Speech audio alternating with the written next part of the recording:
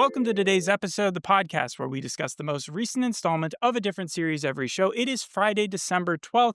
Today we're looking at Netflix's latest Western series, The Abandons, created by Kurt Sutter himself. So you are very familiar with Kurt Sutter. I think I've seen every show that he's created, at least part of it. Well, let's talk about a few of them because you have The Shield, which was starring Michael Chiklis. That was kind of his first big hit, yeah. Walton Goggins, right? Who would then go on to Justified and The White Lotus and Righteous Gemstones and all that stuff. And then also then you have that followed by Sons of Anarchy. Sons of Anarchy, yeah. And then Mayans MC. Literally followed by Sons of Anarchy, though, because The Shield Season 7, the final season, premiered the day before the pilot of Sons of Anarchy. And the scope of you go from like corrupt cops, right? Mm-hmm. And then you go into like a corrupt biker gang. Not exactly corrupt, but a regular biker gang with regular faults and definitely has an adversarial connection with the law. It was a modern retelling of Hamlet. They also got a ton of actors from The Shield to show up in Sons of Anarchy. And then they followed it up. They thought they were going to do a prequel, right? And yeah, that was like talked about right after season 7 ended. That I think had Brad Pitt attached for a little bit, and then that just plans for that were scrapped. And Brad Pitt would have played whose dad? I think he would have played Charlie Hunnam's dad, Jax's dad. I believe. Cool. Yeah. Yeah. And then they followed that up with Mayans MC. Well, they followed it up with The Bastard Executioner. True. He did have a little foray into the medieval Dungeons & Dragons verse, because that was like a mystical series too, right? Yeah, it was from, I remember I only watched the first 20 minutes of it where like they had the most fake CGI looking dragon. And then the time I turned it off, because I was so excited for the series that I watched it the next day after it came out, was when a character was talking about how he likes to fuck a sheep. And I was like, you know what? I am done with this series. I'm not going back to it. I mean, I don't want to push back too hard on that, but I can see different characters in like Mayans MC or Sons of Anarchy saying the exact same thing. Like, there's no characters that fuck a sheep in my actually do it, but have weirdos like Chucky or like the chicken dude. Oh, yeah, no, they definitely all had their quirks to it. Right. But then he wrote Southpaw. He didn't direct it. He wrote the Jake Gyllenhaal movie. And then, yeah, he made Mayans MC. I think that came out in 2018. And in the middle of all this, like Taylor Sheridan was working for him. He was one of his actors. And then he went on and started doing a bunch of Western Sons of series. Anarchy, yeah. You do like Kurt Sutter's work overall, yeah? Yeah, I have his like kind of projects placed in between the good, the bad, and the ugly. I'll have you rate them in a second, and also just give me your favorite episodes. Sure. But I was wondering if you could just tell me, what are the flaws of a Kurt Sutter verse? Like, because it seems like there's ones that just repeat that people online like to talk about a lot. Yeah, I mean, he always goes for shock value. That's one of the things that I thought hurt Sons of Anarchy the most, because it started out being an actually really interesting series about this biker gang, and then at the end, it just turned into wanting to kill every character off and trying to be the most shocking that it could. Is it just the shock factor, or is it also because it seems like he kind of falls too in love with his own stuff? Like it becomes overindulgent. The ending episodes or the last few seasons of the Sons of Anarchy show, were they not over an hour long per episode? I think that it started with season 5, episode 10. Mm-hmm. And I think that they ended up being like 80 or 90 minutes with commercials. Right? Yeah. Yeah, it was crazy. It was always like, I would always want to watch them before school because they would premiere on Tuesday night. So you'd wake up at 3 a.m. And I'd have to wake up super early. Sometimes I wouldn't be able to finish the episodes before I went to school. But it worked, right? Like overall, the Sons of Anarchy tied up in a good knot. Like that's one weakness for him. Another one that people have pointed out is his wife, that he likes to kind of shoehorn her in every project. And a lot of directors do that. Yeah. A lot of it, but it's the way that he does it that people have kind of, maybe because of her singing. Oh, yeah, no, because he does do like his own original soundtracks, and she did do a lot of songs. So did Ed it ever Sheeran. Take it out, though? Ed Sheeran's a famous singer. He's able to sell out concerts across the world. I don't know if Katie Seagal would be able to do that. Did you enjoy her singing? Yeah, no, I thought so. But she's not like singing in every single episode. Was she in The Abandons at all? Not from what I saw. The Abandons? No. Yes. No, okay. No. So then give me your the order of these shows in your mind, and then also your favorite episodes from each. Yeah, sure. So underneath the good, because that's the good, bad, the ugly, Sons of Anarchy, I thought I have the most nostalgia for it. I thought that the first 5 seasons were the best. Like I said, last 2 seasons were a little bit more soap opera than I would have liked. And then it goes The Shield, which is also underneath the good category, because I thought that the first 3 seasons, it was this really dark drama, but I liked seeing Vic Mackey. I know that you compare Vic Mackey a lot to Denzel Washington's character in Training Day. And although I haven't Mhm. seen the movie, I can definitely see why. And that's where I really became a fan of Walton Goggins as well. I like his character. Seasons 4 and 5 I thought were a little bit slower. They focused too much on guest stars like Glenn Close and Forrest Whitaker. But season 6 and 7, in terms of how to end a series, I thought that was 1,000 times better than Sons of Anarchy. In fact, Michael Chiklis has one of my favorite lines from any TV show ever.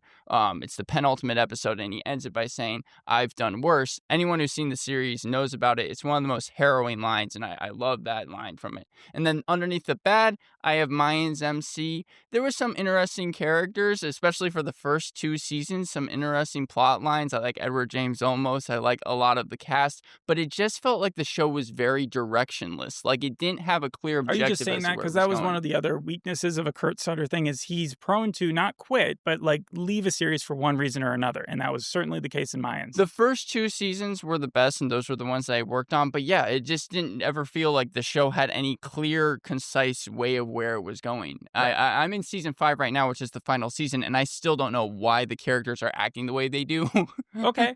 So going into this, like apply all the lessons you've learned about Kurt Sutter and the fact that he does like to bring upon some of his previous talent. Yeah. So you do have like Ryan Hurst showing up in this show. He plays Miles. You also have Quentin, played by, I don't know the actor's name, but he plays Angel, the brother of J.D. Pardo in Mayans MC. So one of the main characters from Mayans MC is in this. All right. And so he brings them aboard this project. And again, what are your expectations? Because it is female led, which is a first for him. Usually he doesn't have too many female characters in the entire show.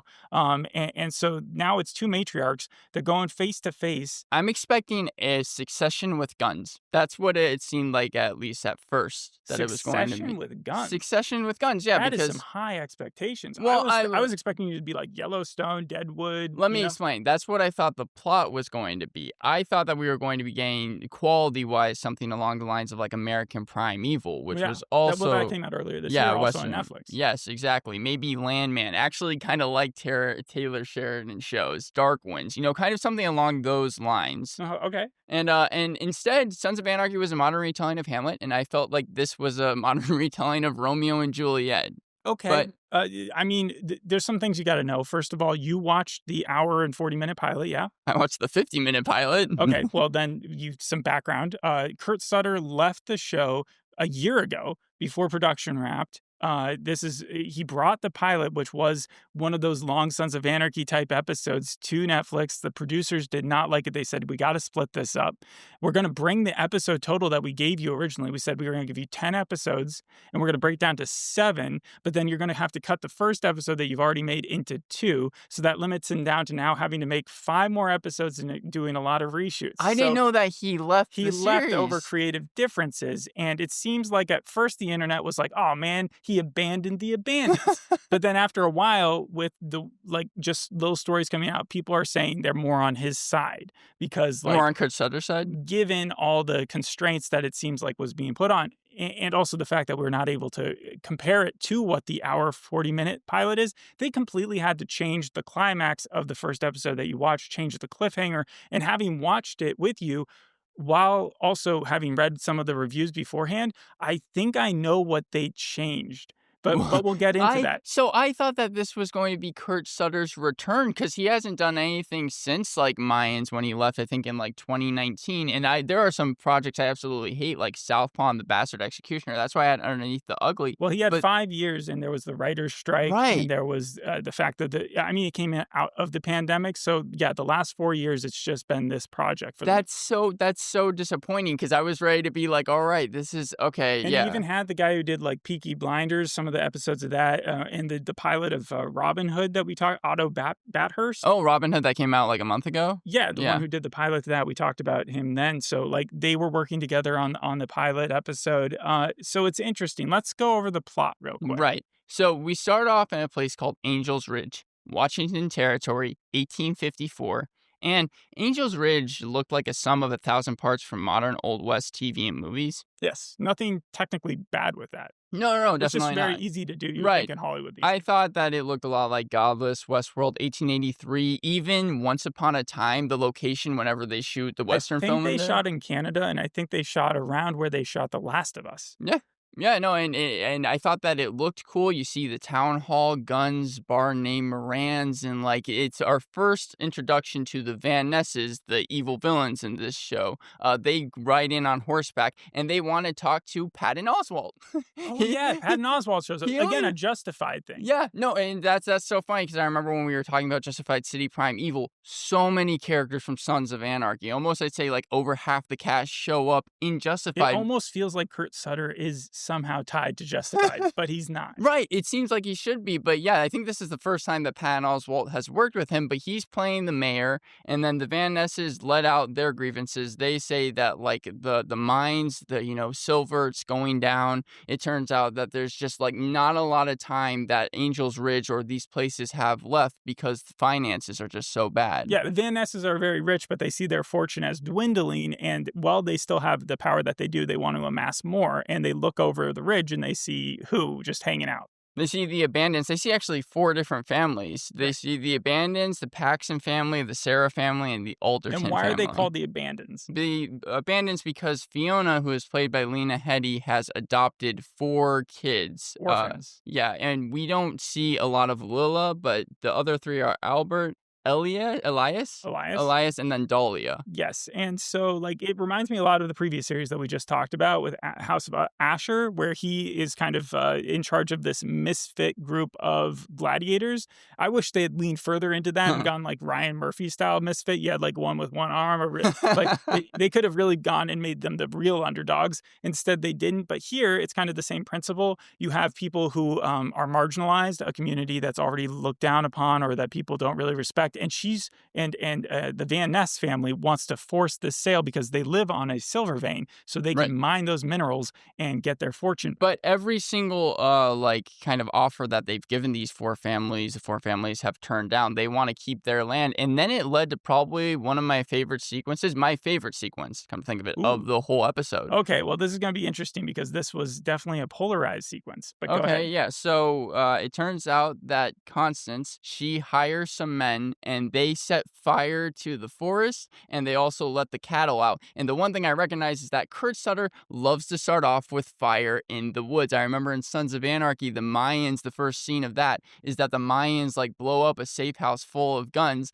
in like a desert. He's got a little Michael Bay in it. And so, but this one was even way more. Like you see fire starting off on the trees, and Fiona wakes up. She runs out into the living room and shoots off a gun. I thought she was just going to scream, but she shoots a hole in the roof. Everyone wakes up. They all get on horseback, and they're trying to save the cattle before the cattle go off this cliff. I felt bad for the one cow because you see this just giant herds of cows, and they all stop, but then the inertia from the back cow hits one and it goes toppling over the edge. Right. And so she's, Gillian Anderson's character is trying to just destroy any sort of use or utility that this land would have for these people. She's trying to threaten them. She's even watching it all go down from far away with like binoculars. Yeah. So I guess you could take it one of 2 ways. One is that she was just threatening them. The other is that she expected all the cattle to fall off that thing, and then they would just be completely broken. They would have to take her money. Yeah. That's the way I was seeing it. But people were also pointing out how they thought the CGI looked really bad. Yeah, I mean, I wasn't really focusing on that much. I'm sure if I was looking at it, I probably wouldn't be, as big And of the a funny fan. thing is that the people who did, there were some people commenting who had actually worked on some of the VFX. VFX, yeah. And they said that it wasn't them. It was the colorizing people. So they were pointing the blame other ways, and that the final result isn't indicative of what they originally did, which looked a lot better, they said. I thought that it looked cool anyways. Again, I like the fire against the trees, and I even was okay with them saving majority of the cattle, even though I'm sure that probably wouldn't be how it actually happens in real life. No one died though, right? Not in the first scene. Right, not in the first scene. People are safe. The Abandons go back, and then the next day. Yeah, well, it's really Elias who says, you know what? He has no. He knows it's Constance. He's like, this is the Van Nesses, no question about it. We have to get all the other families on board. So he goes to meet Walter Paxson. He's the singular family member of the Paxson family. But he's like, you have to help us. And Paxson is like, no, I don't want to deal with the them. dog?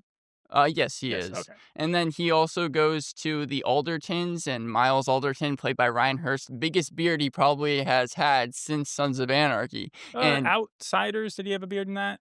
He might have. oh, he was in that though, wasn't he? Yeah, yeah. And he goes, and Miles is like, you know what? No, I don't want to do it. I don't want to mess with the Van Nesses. And then it just turns out that like no one is wanting to go against them, even though the Abandons are trying to form a pact. It didn't remind me of Deadwood or Yellowstone. It reminded me of Ransom Canyon, where they also had these families, and you would have within the family groups these people who would try to convince the other families to work on one side of an issue, and there would be that stubbornness factor in them, and then something terrible would happen, and that would like put them all together. It reminded me a little bit of Horizon, the Kevin Costner film that came out like 2 years ago, Okay. especially just with the way it was colored and kind of the house that the Abandons are in. Does Kevin Costner like demand everything that he does? He has to ride a horse or something? Well, I think it's supposed to be a saga, right? It's supposed to be 4 films. Oh, yeah. Okay. Anyways, yeah, so you know what I'm talking about now. So then yeah, then we cut a little bit later, and Willem, he is just this terrible character. Well, played by Toby Hemingway. Yeah, so we see that like kind of everyone is in town. He goes up to this guy named Isaac because he feels like the horse isn't getting as much attention. Also, Trish, who is part of the Van Nesses, Trisha, His sister, right? yeah, She's like, hey, you like that girl? Go talk to her. you like Dahlia. And then and it turns out that Willem, he calls Isaac a Jew. He also is Yeah. talking to Dahlia, and he's just being very mean. Your family was just attacked, or it feels like that. Dahlia isn't receptive to anything that Willem's going to put forward, and she insults him. Right? She basically says, "You have no brains." And I thought when I watched that, I was like, okay, he's going to have to like over the season like lose that edge about him, and then like maybe turn into a good guy. But that's the exact opposite of what he does. opposite of what they do. He goes to a bar, he drinks, he sees some people making out. I guess that turns him on, and he's also just very angry. He gets on a horse and he rides over to the Abandons farm,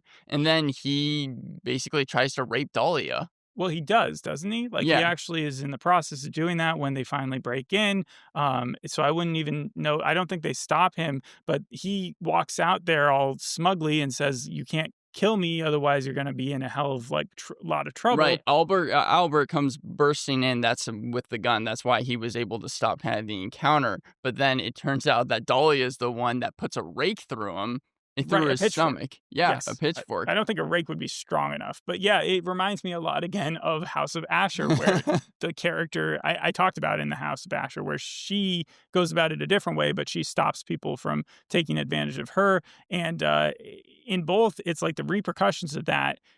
Actually, in Spartacus, it basically played out right then and there. She had a fight, and then she kind of proved her worth, and then that was it. Like, nobody asked any questions. In this, it seems like it's going to have long-lasting impact, because now Constance is like, where's my boy at? But he doesn't die, right? From that pitch. He's alive for like the next 10 minutes of the show, which was kind of weird. Which is like hours in actual timing of the time. And what Fiona says, because some people learn about it, I think that the Miles family might be there. I'm not sure. I think everybody learns about it. And she except for Constance. Basically what she says to the families is, if he's alive by sunrise, we will start the big track and we'll take him like to the Oregon hospital. But everyone leaves except for Dahlia, and Fiona is just like, I'm taking care of this, starts talking about how she killed her first ex-husband, and then steps on Willem's throat, and he is dead. I get the need for character development, but what would have been the problem with just using the pitchfork to go right through the heart? That is exactly what my biggest con, or one of my biggest cons of the show was. Also, I feel like they did that maybe because they didn't want to make Dahlia be the one to kill him, but then in that case, just have Albert be the one with the shotgun. I think it's supposed to show how strong Fiona is. Right, but even Fiona could have killed him. Even in that sense, have Fiona be the one that comes in with the shotgun and shoot him right there and then. I didn't understand. It just felt like it was there to pad time, and it was a very strange directional choice. It does feel like for the rest of the episode now, it's less about this deal that Constance wants to make, and more about her just being more and more suspicious of the Abandons knowing something about where her kid is. Right, because Constance, she's going to the Abandons, she's going to Pax, and she's like, have you seen Willem? Well, eventually she does. At first she like just waits for him, and then they go to the police station and stuff. But while that's all going down in town, and like the Abandons are just like hanging around, that's where Trisha, like her relationship with whatever his face Elias is really blooming, I guess. It's being hinted at. I'm sure we're going to get more in the next 6 episodes. But then Garrett doesn't like how she's talking to Elias, and it turns into a giant bar fight. And then what Did you really recognize started it. Garrett? Yeah, Lucas Till, right, from Yeah. Manchester by the Sea. No, not from Oh, Manchester by the Sea. It's from where? MacGyver. Oh, okay. Yeah, no, the I guy think from it's the Lucas Tillman from Manchester by the Sea. So Lucas Till, yeah, no, I actually like Garrett in this role, but he insults Fiona, and that's the thing that makes Albert punch him in the face and What's the start this difference thing. between you're liking his character but disliking Willem? Because they both are just assholes to the Abandons. Why is one person's version of it different than the other? You thought that Garrett was as bad as Willem I'm not was? saying they're as bad as each other, but I'm saying they both have that distaste. They both insult the Abandons at one point. Is it because we know that Willem did die to them, so they are slightly responsible for that hate? I think so too, but also Willem, I felt like Garrett was supposed to be more likable than Willem was. Willem was like bottom of the barrel, like just terrible I mean, he did rape character. someone, yes. Yeah, so I didn't think that Garrett was as bad as that. What about the relationship of this Romeo and Juliet thing is like working for them? Like, why are they falling in love? Well, Do we I don't know? know. I don't know yet. That's why though I saw like the star-crossed lovers type of thing, Of right? course. Because you have two opposing Montague, families. Capulet, yeah. And then Willem also fills the role of Tybalt in Romeo and Juliet. Okay. After he's slain by Romeo's family. So it's like, so that's why I feel like Kurt Sutter just is such a fan of such a fan of Shakespeare because he always likes to like kind of adapt these plays. So the Abandons, having like facing this issue of Constance bearing down on them for one reason or another, they are trying to get rid of a body, right? Right, and they hold it up to a vote with the 4 families You're at the jumping very ahead. end. Oh, Yeah. okay. So like, don't they go directly to the guy with the dog first? And they're like, hey man, can you just like get rid of this for us? They go to Paxton. Paxton. Yeah. And Paxton's like, no can do. This isn't my problem. And then he like walks away with his dog, and his dog is a mutt, but like it's obviously very smart and he cares Right. about it a lot. And then they do the vote. Yes. Yes, so they end up having this vote with, at first, just the Alderton family and the Sarah family, and this was something straight out of Sons of Anarchy. It's probably my second favorite part of the episode because a stick, every family had 2 votes. A stick meant that they were going to go against the Van Nesses for what they were doing, or the stone was going to be that they were just going to let it go. So we see where everyone Was is that at. really the thing was? I Yeah. thought it was like, you guys will help me with the burying the body and stuff like that. Not, or you're just going to like go off on your own and not help us at all. Well, but I'm saying that like really what it was that if they were going to Yes. help with the body, they were going to be going against the Van Nesses. I understand. And they wanted war. So it turns out that the tellers, because that's what the abandoned are called, they choose 2 Any sticks. connection to Jack's Teller? You think? No, but I really liked how that was kind of an Easter egg to Sons of Anarchy. And then you had Quentin being the Mexican, it's a Mexican family. That's the guy who's Angel from Mayans MC. He decides that he's going to go with the stick as well. However, his wife goes with a stone. So you can see that they're kind of split on that decision. And then Miles jumps in and he doesn't let Samara, his daughter, have a vote because he knows that she's going to go with the stick. So he's like, she's too young and my family is going to go with the stones. So it's 3-3. And then that's when Paxton walks in, and this was sad, with the dog. The dog apparently died and he's all out for war. He's like, the Van Nesses did this. I don't need 2 votes. We're going with a stick. And then it ends with them burying Willem's body. And you like that ending?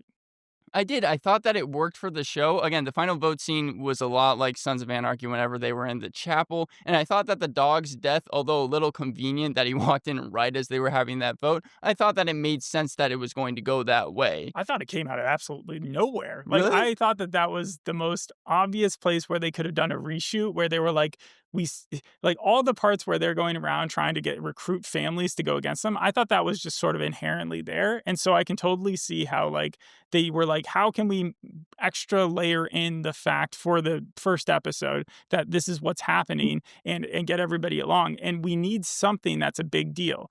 Let's kill the dog or something like that. So that all felt like they did that in the last minute to kind of like, we'll reshoot a scene. Everybody will have a vote and the last vote can be done by this guy. And we didn't do anything foreshadowing the dog's death, but we'll throw it in there and everybody will be sad and everybody will think that's a legitimate first episode. So you and I differ on the That's ending what of I that. thought. Yeah. Okay. So my pros were that, the Abandons are called the tellers. That's so cool. I like it's reminiscent of Jim Beaver, the actor who plays Bobby Singer in Supernatural, and then how he also is playing someone named Bobby Singer in The Boys. So Yeah. I kind of like that. Imagine if Eric Kripke and Kurt Sutter ever did a project together. That would be a crazy project. The cast would be so hard to pick. It would be just the who's who of their previous people. But talking about the cast, I thought that Gillian Anderson, she was probably my favorite character, and I thought that she plays evil really well. I imagine training for the show was pretty difficult with all like a week of cowboy camp, basically.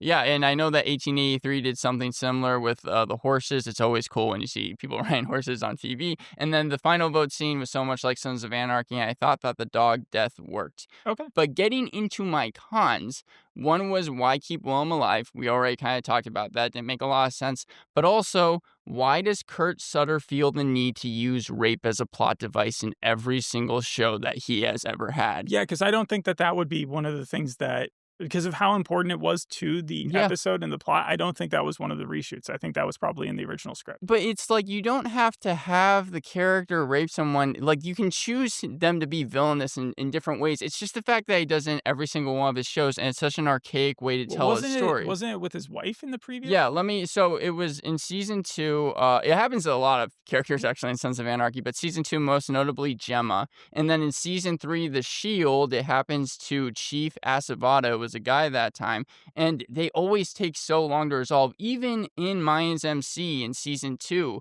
there was a character I think named Cassandra who it happens to, and when I say show, I mean actually show. Like in Sons of Anarchy and The Shield, you see the rape happen. Do you remember the blowback that like Ramsey and Sansa that scene got in some? And it's like you're saying it happens in every Kurt Sutter show. Yeah, and even in this, you see the rape happen as well. Now it's not irreversible 10 minutes, but it's still one of those things where it's like, I don't like seeing it, and I feel like you don't have to keep on shoehorning it in. Find a different way to make your villains villainous. Okay. You know?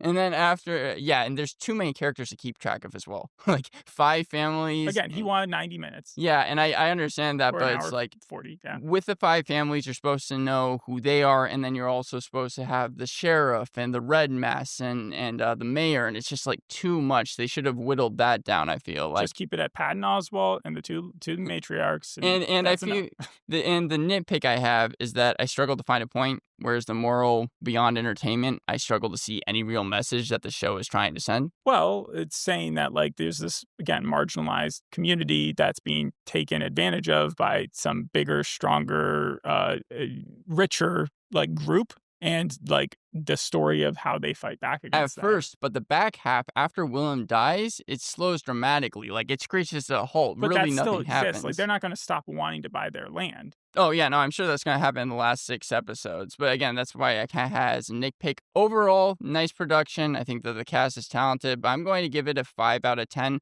On my Kurt Sutter scale, I will place this underneath the bad. Okay, but it's better or worse than Bastard Executioner? Oh, no, because the Bastard Executioner is in the ugly camp. Okay. So it's better than that, but it's not like nearly as good as The Shield or Sons of Anarchy. All right. For the most part, people have agreed with you. It's got a 25% on Rotten Tomatoes. It's been pretty panned. 43 on Metacritic. I can't find it really that many good reviews. Like the best reviews are basically saying, yeah, it's kind of like a mid-tier Western. I think Guardian gave it like 3 stars. But like there were a lot of places being like, this is the worst show. This is awful. And a lot of them were jumping aboard the fact that like Kurt Sutter had left, and that like I guess it had a lot going against it once the initial optimism of, a new 10-episode Western Kurt Sutter show is about to come out. Yeah, but I also can kind of understand, even though I don't know the full like details, why Netflix would maybe be like, we don't want to have an hour 40-minute pilot followed by probably an hour long, like 9 other episodes. But you'll never know until you see it. That's true. Demand the Sutter cut is what we're saying. Anyway, so 5 out of 10. Thanks for listening. We'll see you on the next episode. Hope you enjoyed this one. Bye. Bye.